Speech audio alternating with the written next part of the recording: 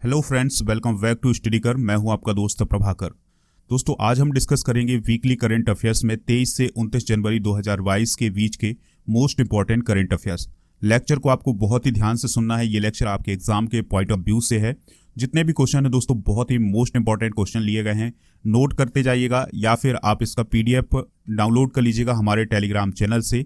सबसे पहले आपको हमारा टेलीग्राम चैनल ज्वाइन करना है, वहाँ आपको इसका PDF मिल जाएगा, वहाँ से आप इसको आसानी से डाउनलोड कर सकते हैं। चलिए दोस्तों, अगर आपने अभी तक स्टडीकर को फॉलो नहीं किया है तो फॉलो कर लीजिएगा और बेल आइकॉन जरूर दबा लें, जिससे आप सबसे पहले नोटिफिकेशन पा सकेंगे स्टडीकर का। पहला क्वेश्चन देखते हैं, इंपॉर्टेंट क्वेश्चन है, ध्यान से सुनते जाइएगा। केंद्र सरकार ने विक्रम देव दत्त को किस एयरलाइन कंपनी का नया CMD नियुक्त किया है? तो इसका जवाब है एयर इंडिया। दोस्तों, केंद्र सरकार के द्वारा एयर इंडिया का CMD किसे नियुक्त किया गया है? विक्रम देव दत्त को। चलिए दोस्तों, अब हम बात करते हैं एयर इंडिया की। JRD टाटा ने 1932 में टाटा एयरलाइंस की स्थापना की थी। इसके बाद 29 जुलाई 1946 को टाटा एयरलाइंस का नाम बदल करके एयर इंडिया लिमिटेड कर दिया गया। ठीक है। और देश आज़ाद होने के बाद 1947 में एयर इंडिया की 49% हिस्सेदारी सरकार ने ले ली थी। ठीक है। इसके बाद साल 1953 में इसका राष्ट्रीयकरण हो गया और फिर दोस्तों 68 सालों बाद 2021 में एयर इंडिया टाटा ग्रुप के पास फिर से वापस चली गई। दोस्तों, 1947 में एयर इंडिया की 49% हिस्सेदारी किसने खरीद ली थी? सरकार ने। और 1953 में इसका राष्ट्रीयकरण कर दिया गया, तो इस प्रकार से एक राष्ट्र की संपत्ति हो गई थी। लेकिन 2021 में ये फिर से टाटा ग्रुप के पास वापस आ गई। ठीक है दोस्तों, तो ये है किसकी कहानी? एयर इंडिया की। अगला क्वेश्चन है, ध्यान से सुनिएगा। पुरुष कैटेगरी में बेस्ट फीफा फुटबॉलर अवार्ड 2021 किसे दिया गया है? इंपॉर्टेंट क्वेश्चन है। इसका जवाब होगा दोस्तों रॉबर्ट लेवांडोव्स्की। ठीक है, तो रॉबर्ट लेवांडोव्स्की को बेस्ट फीफा फुटबॉलर अवार्ड 2021 दिया गया है, तो इसको आप नोट करते जाइएगा। इसके अलावा बेस्ट फीफा महिला खिलाड़ी का अवार्ड किसे दिया गया है? तो ये दिया गया है एलेक्सिया पुटेलस को, जो कि बार्सिलोना से खेलती हैं और स्पेन की हैं। दोस्तों, बात आई है फीफा की, तो फीफा के बारे में बात करें तो इसका फुल फॉर्म होता है federation international D football association. इसकी स्थापना कब की गई थी? 21 मई 1904 को। इसका मुख्यालय कहाँ है? मुख्यालय है दोस्तों ज्यूरिख, स्विट्जरलैंड में। ये क्वेश्चन जरूर आपके एग्जाम में बार बार पूछा जाता है कि फीफा का मुख्यालय कहाँ है, तो ये है ज्यूरिख, स्विट्जरलैंड में।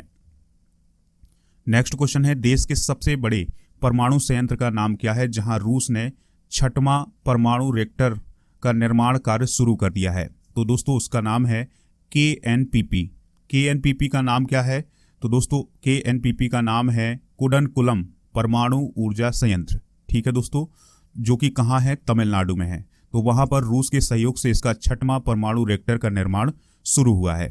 चलिए दोस्तों, अगला प्रश्न देखें। दोस्तों, ध्यान से सुनिएगा। पाकिस्तान टीम के किस खिलाड़ी को 2021 के लिए ICC men's T20 team of the year का कप्तान बनाया गया है?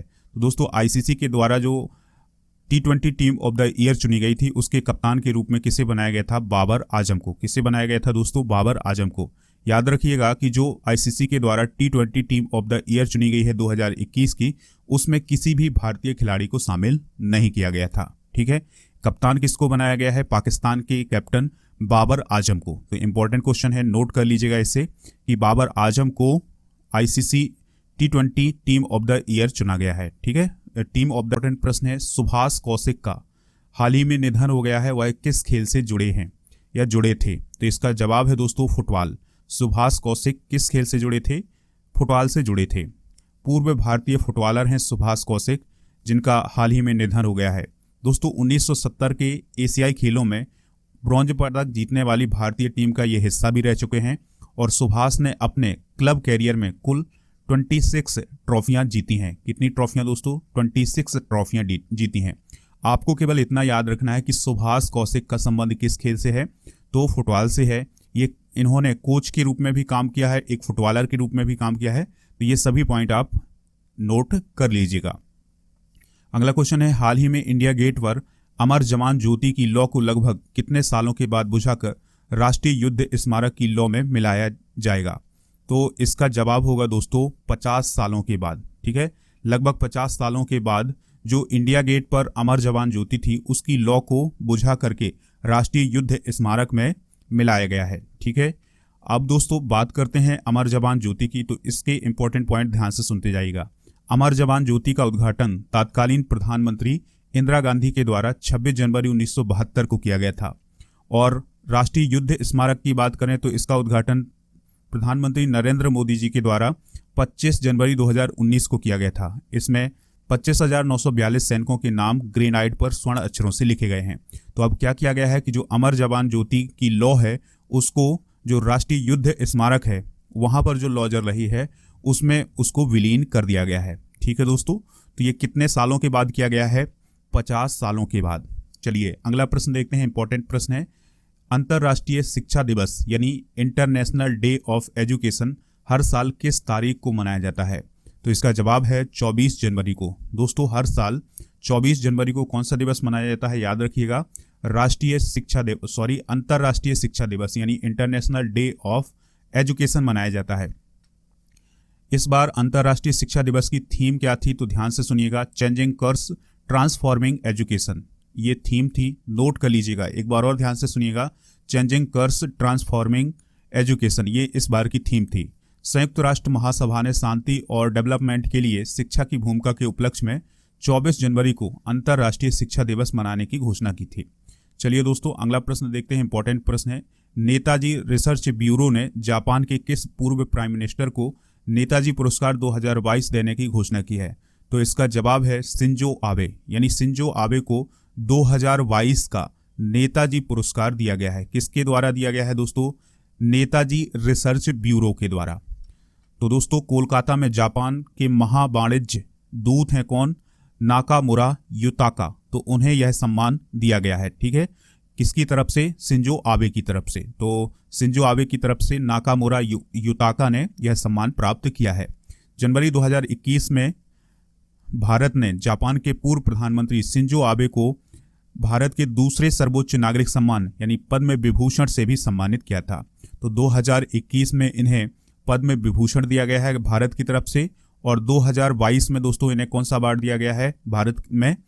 नेताजी पुरस्कार 2022। ठीक है पॉइंट, तो ये पॉइंट आप नोट करते जाइएगा।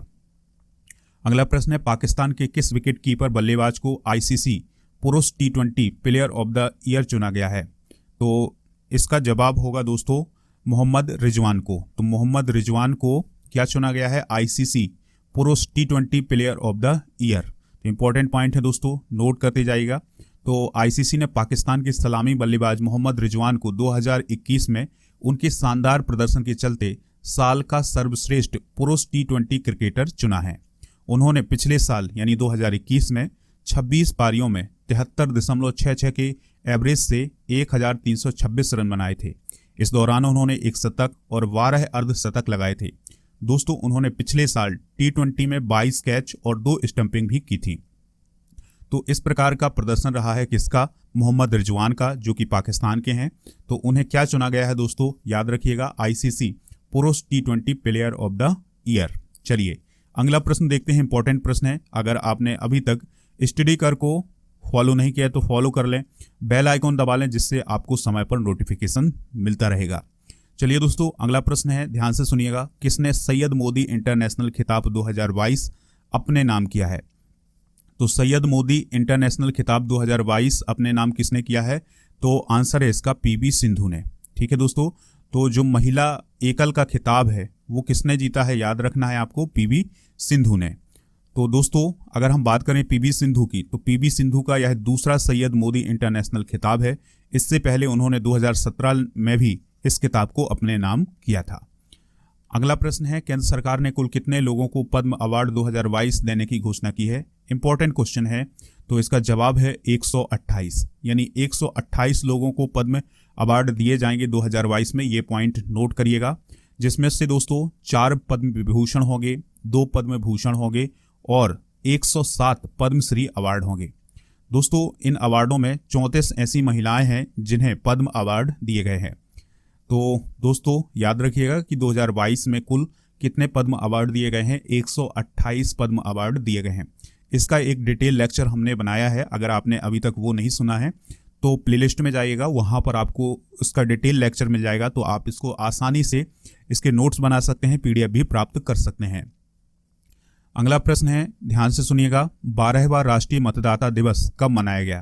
तो इम्पोर्टेंट क्वेश्चन है दोस्तों। तो 12वां राष्ट्रीय मतदाता दिवस कब मनाया गया? तो इसका जवाब है 25 जनवरी को। कब मनाया गया? 25 जनवरी को। ठीक है, तो दोस्तों हर साल 25 जनवरी को राष्ट्रीय मतदाता दिवस यानी नेशनल वोटर्स डे मनाया जाता है।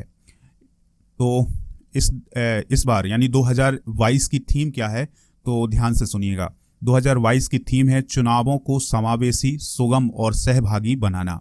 ठीक है दोस्तों, तो इम्पोर्टेंट पॉइंट है, इसको नोट कर लीजिएगा कि 2022 की थीम क्या है राष्ट्रीय मतदाता दिवस की। तो इसकी थीम है चुनावों को समावेशी, सुगम और सहभागी बनाना।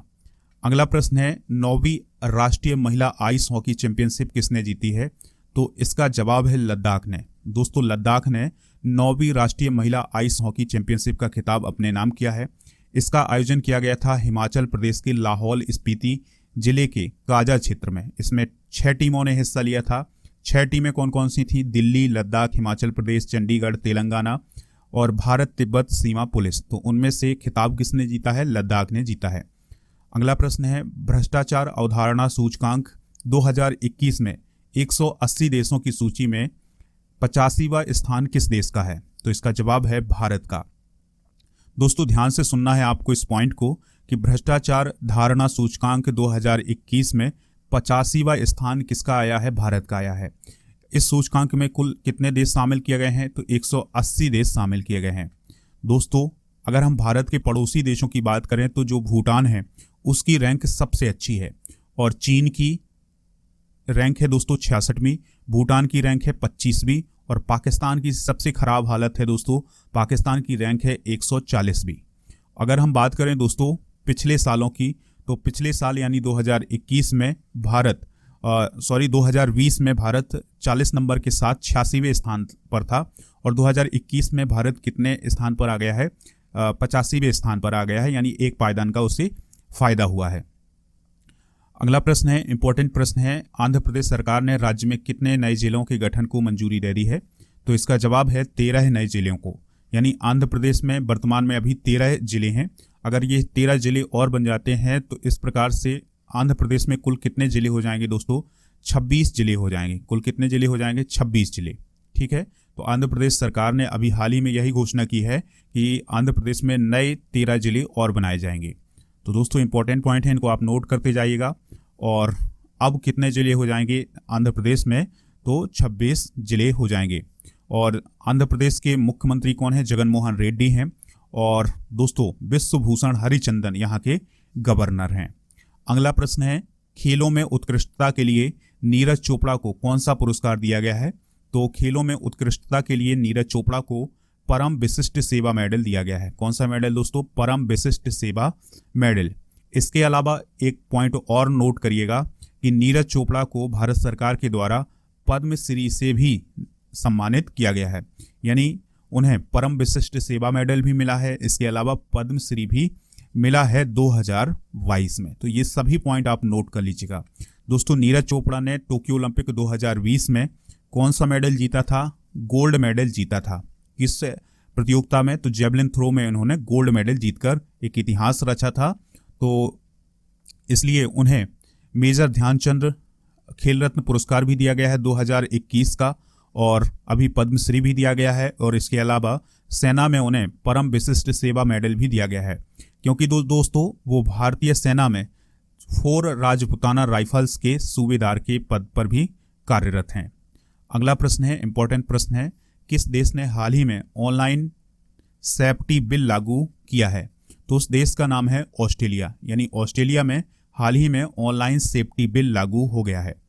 दोस्तों इस बिल के लागू होने के बाद ऑस्ट्रेलिया में ऑनलाइन किसी भी धमकी की शिकायत की जा सकती है। यानी अगर आपको सोशल मीडिया के थ्रू किसी भी प्रकार की धमकी दी जाती है तो उसकी शिकायत आप ई सेफ्टी कमिश्नर के पास कर सकते हैं। तो इस प्रकार का बिल है कौन?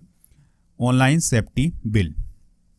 अगला प्रश्न है, नीति आयोग ने ग्रेट निकोबार में कितने करोड़ रुपए की एकीकृत परियोजना की शुरुआत की है? तो इसका जवाब है 72,000 करोड़ रुपए की। यानी दोस्तों ग्रेट निकोबार में 72,000 करोड़ रुपए की एक परियोजना शुरू की गई है। किसके द्वारा शुरू की गई है? याद रखिएगा, नीति आयोग के द्वारा। दोस्तों नीति आयोग ने ग्रेट निकोबार में 72,000 करोड़ रुपए की परियोजना की शुरुआत की है।